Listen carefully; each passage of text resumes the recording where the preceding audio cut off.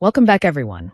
Before we dive in, make sure you drop your thoughts and the lessons you took from this story in the comments. And don't forget to like and subscribe. Let's get into it.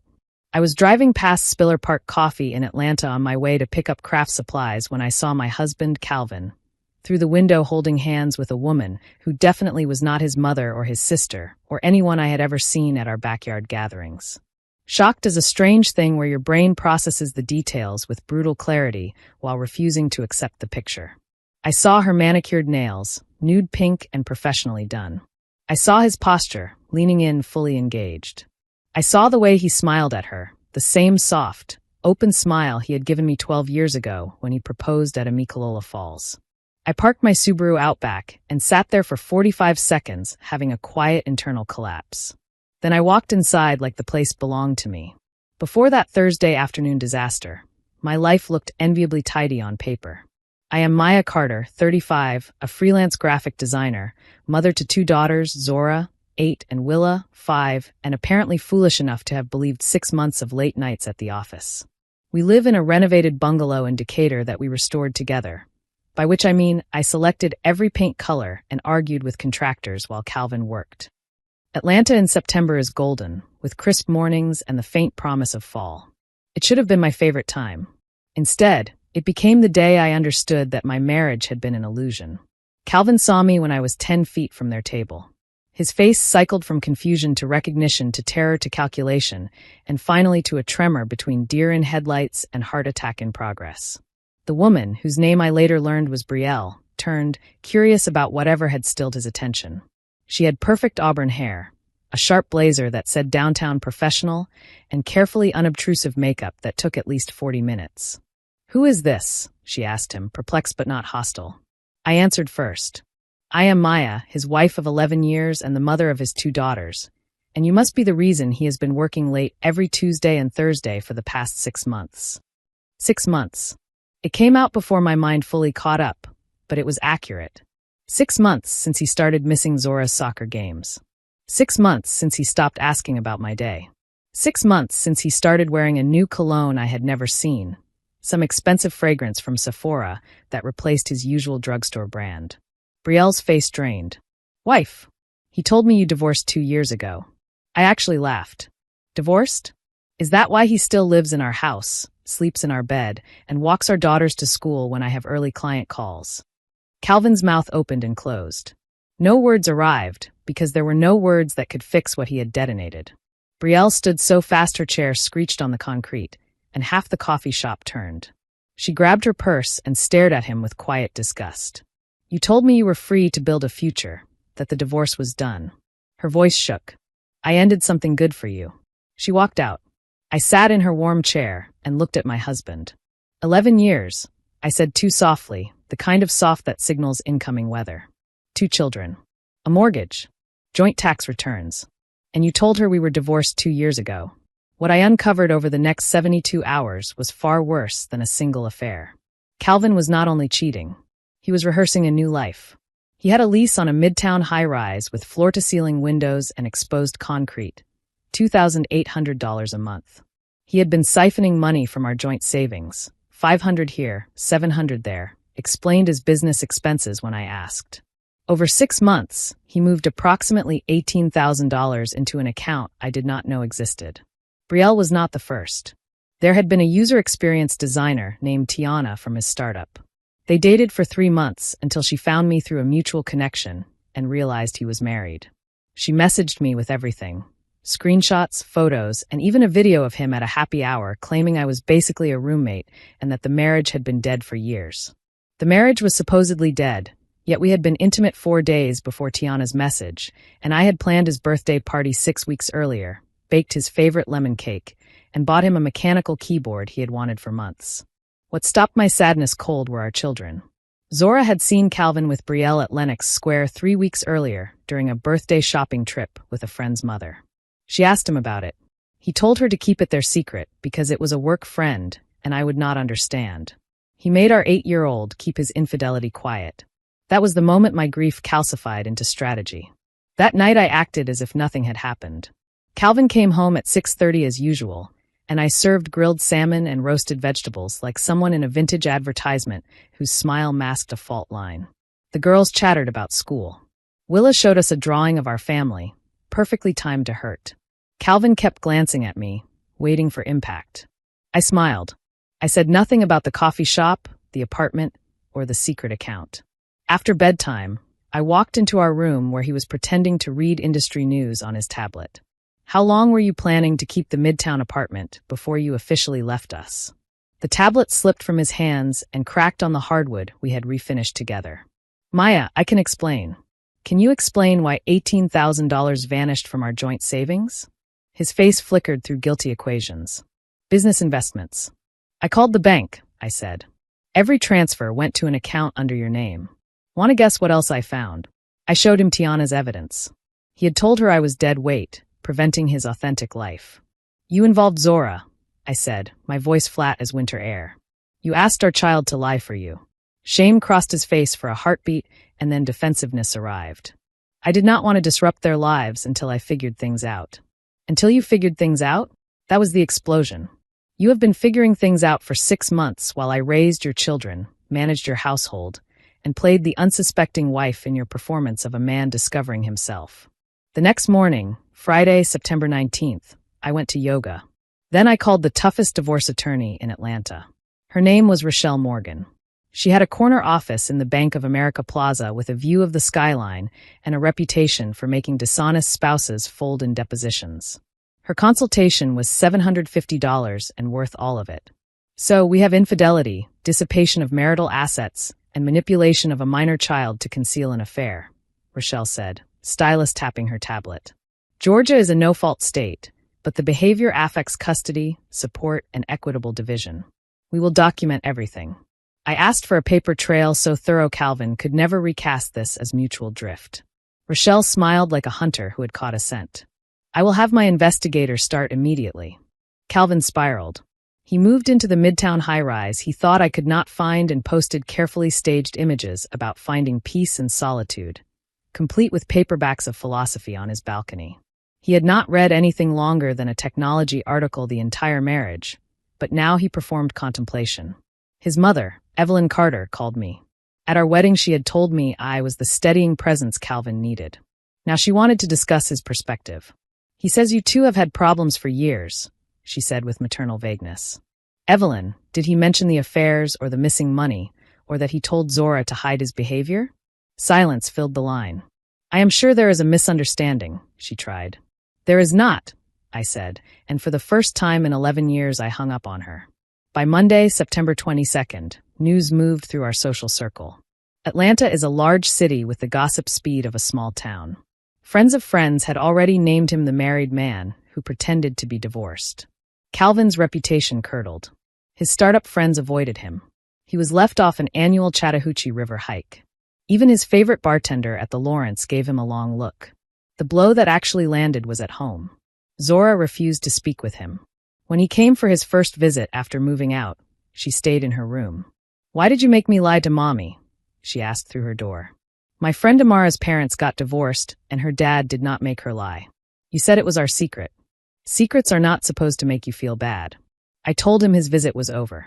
He left, and for the first time in months I felt something like power. The real pivot came on a Wednesday morning in early October, October 8th. My phone buzzed while I was working on a logo for a local brewery. Hello Maya, this is Brielle. I know this is strange, but we should talk. I have information you need. I almost deleted it. Instead, I replied, Spiller Park, 2 o'clock. She arrived without the armor of our first meeting. No perfect makeup, no blazer, just a hoodie, jeans, and red eyes. She set a manila folder on the table. I am not here to apologize, she said. I am sorry, but that is not why I asked you to meet. Why then? I asked. She slid the folder over. Because Calvin is not who either of us thought he was, and you should see this before the divorce turns ugly. Inside were bank statements for 3 separate accounts I had not discovered, not one. Total squirreled away. $47,000 in marital funds moved systematically over 18 months. He told me he was going to propose, Brielle said quietly. He showed me photos of rings from a jeweler. He said that once the divorce was finalized, he wanted to start fresh with me. I stared. He planned to marry you while married to me, using money he stole from our accounts. It gets worse, she said, laying out printed screenshots. I went through his laptop after I learned about you. He had a folder titled Exit Strategy. He had drafts about custody and division of assets, and a draft email to his boss about relocating to Charlotte, North Carolina. He has been planning for over a year. You were a resource he was draining before he left. Why show me this? I asked. Brielle's jaw tightened. Because he did to me what he did to you. He lied, used me, and asked me to unknowingly hurt another woman. When I confronted him about the non-existent divorce, he told me I was too demanding and he needed space to figure things out. I think he used the same sentence on you. He had. He is also talking to someone named Taryn from his cycling group, she added. At least 2 months. I almost laughed at the audacity. He was juggling 3 women while presenting himself as a devoted father online. Thank you, I said, tapping the folder. This changes everything. Brielle nodded to leave and then paused. For what it is worth, your daughters are lucky. When he spoke about them, they sounded like accessories to his life. I called Rochelle. How quickly can we file for an emergency custody modification? I asked. If you have evidence of financial abuse and potential relocation without notice, very quickly, she replied. We will also seek a forensic accounting order. 47,000 suggests there may be more. The next 2 weeks became strategy. Rochelle brought in a forensic accountant named Dr. Harold Benton, who looked friendly but examined numbers with surgical coldness. He found everything. Calvin had underreported income on our joint tax returns by routing contractor payments through his startup. He had moved money into a cryptocurrency wallet, another $12,000. He had charged expenses for girlfriends to our joint credit card and categorized them as client entertainment. He had rented the Midtown apartment under a limited liability company created without my knowledge. Total misappropriated marital funds, approximately $73,000. In Georgia, that is not mere infidelity. It is financial misconduct. Judges do not appreciate it. I contacted Tiana. She provided a sworn statement about his pattern of lying about his marital status. I joined his cycling group rides, not to confront Taryn but to verify. I watched them at water breaks, her hand on his arm, and when she posted a story captioned, "Morning rides with this amazing human," and tagged him, I saved it. Evidence of ongoing misconduct during divorce proceedings. Rochelle was almost cheerful. Most dissolutions are quiet, she said.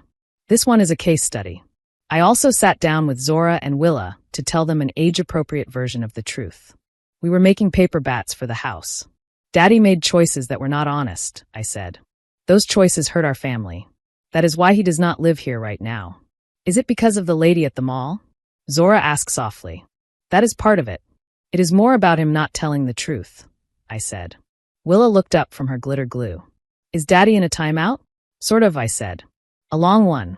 By October 23rd, we had Dr. Benton's report documenting $73,000 in dissipated assets, 2 sworn statements from former girlfriends, evidence of ongoing affairs, proof of parental manipulation, and documentation of a planned relocation without notice.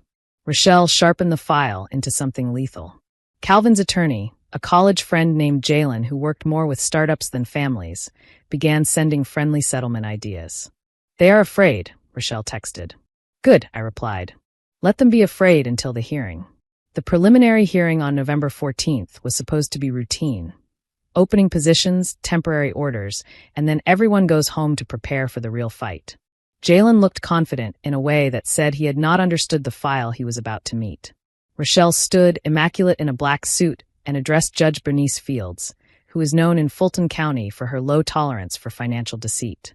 Your Honor, this is not typical dissolution, Rochelle began.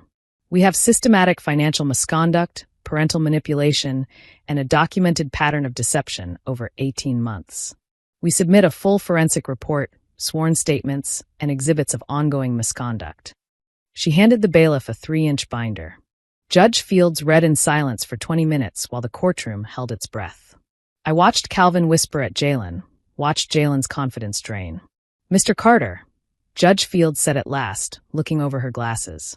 It appears you dissipated approximately $73,000 in marital assets, created a limited liability company without your spouse's knowledge, underreported income on joint tax returns, and coerced your 8-year-old to maintain secrecy about your affair.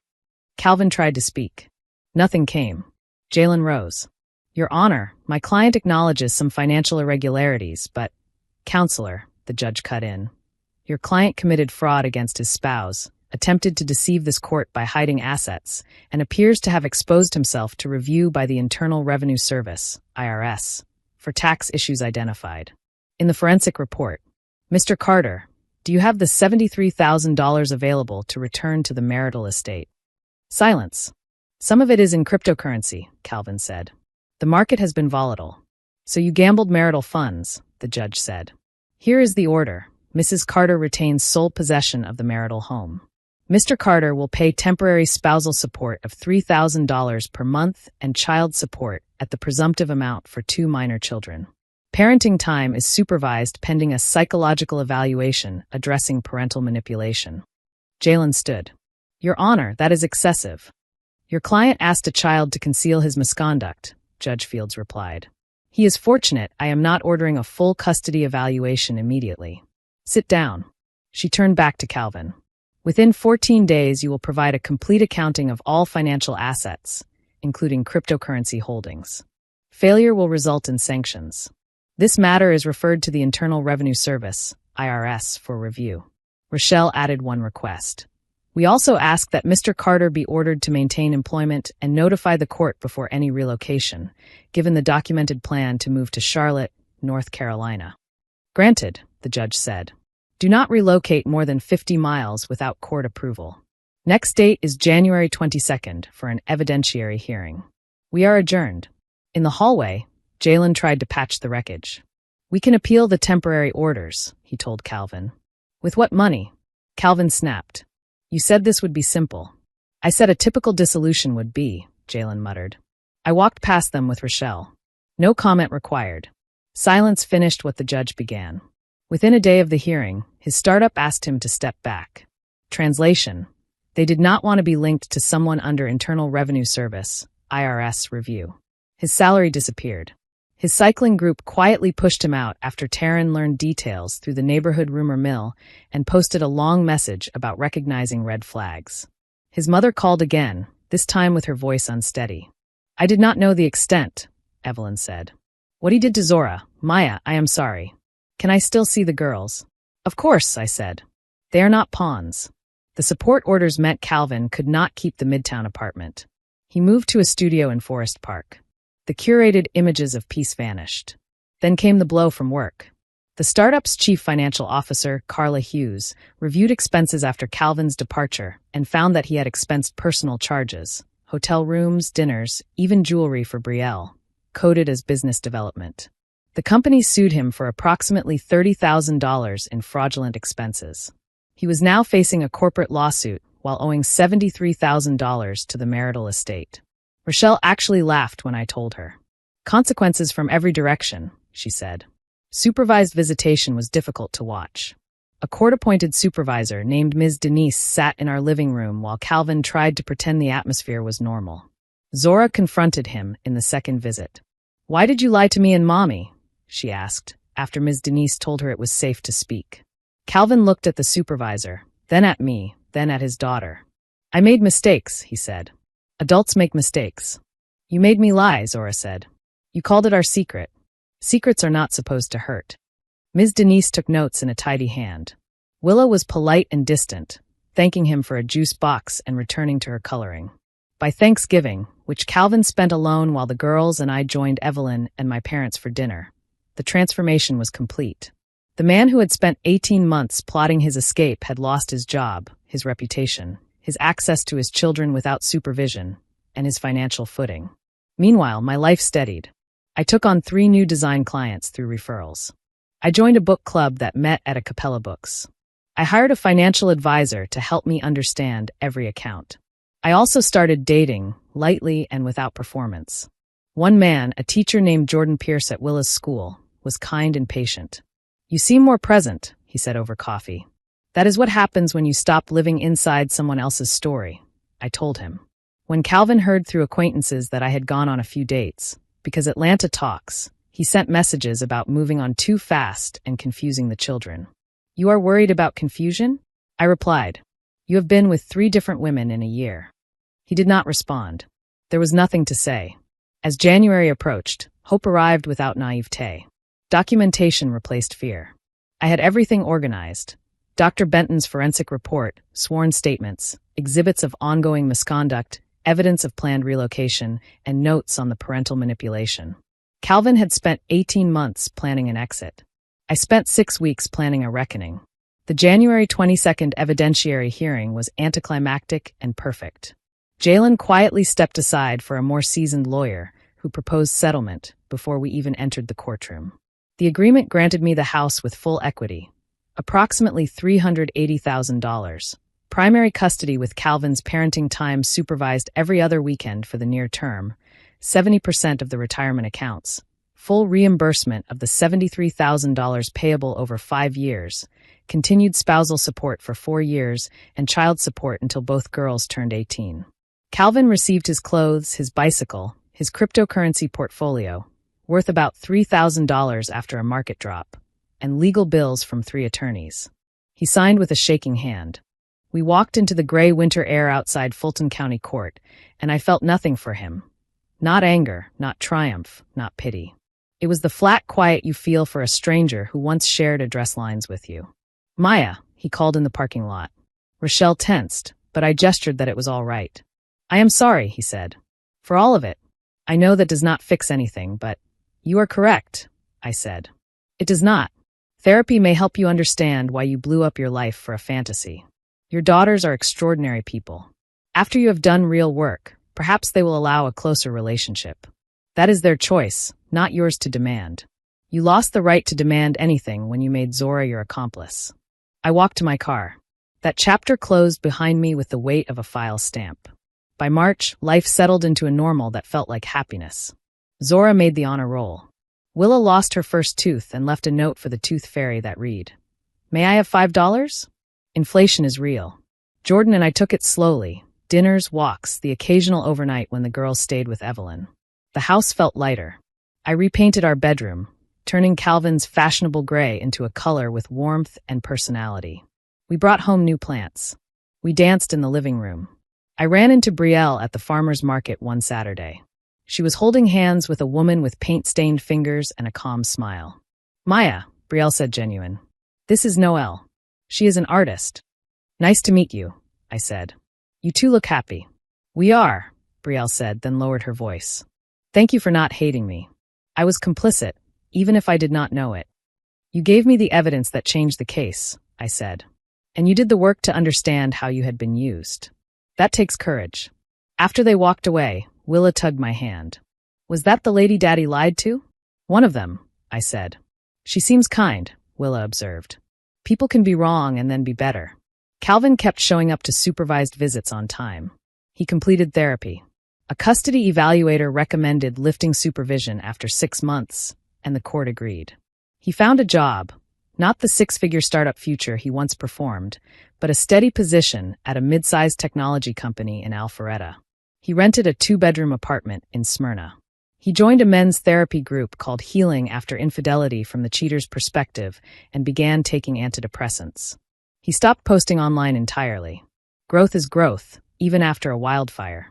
I launched a design collective with 3 other creatives in Atlanta. We developed brand systems for local businesses and actually turned a profit. On weekends, the girls and I took short adventures. To the coast, to the mountains, to an alpaca farm near Dahlonega that they adored. In June, on a trail at Tallulah Gorge, Jordan proposed with Zora and Willa grinning behind him. Zora cried happy tears. Willa asked if she could be a flower unicorn at the wedding. We are planning a small ceremony next spring that is about us and the life we are building. Sometimes I think about that Thursday at Spiller Park when I saw Calvin with Brielle and how one moment can blow open the truth of a life. It did not ruin me. It freed me from a marriage where I had become invisible, from a partner who saw me as a resource rather than a person, from the exhausting habit of pretending everything was fine. I am not grateful for what Calvin did. He caused real harm. But I am grateful for what I learned. I am stronger than I believed, sharper than I gave myself credit for, and fully capable of building something beautiful from debris. Not long ago, while we made pancakes, Zora asked, "Are you happy?" Jordan was reading the paper at the table. Willa was singing to her stuffed unicorns. "Yes," I said. I really am. Good, Zora said. You deserve good things, Mommy. Out of the mouths of children. If you recognize the contours of this story, the partner who is never home, the instinct you keep silencing, the 100 small betrayals you explain away. Know this. Trust your perception and document everything. Hire the right attorney. Turn panic into a plan. And build a life so steady that the wreckage of someone else's choices lands where it belongs. On them, not on you. If you enjoyed this story, please like, comment, and share this video with your friends. Subscribe and turn on the notification bell so you never miss a powerful story drop.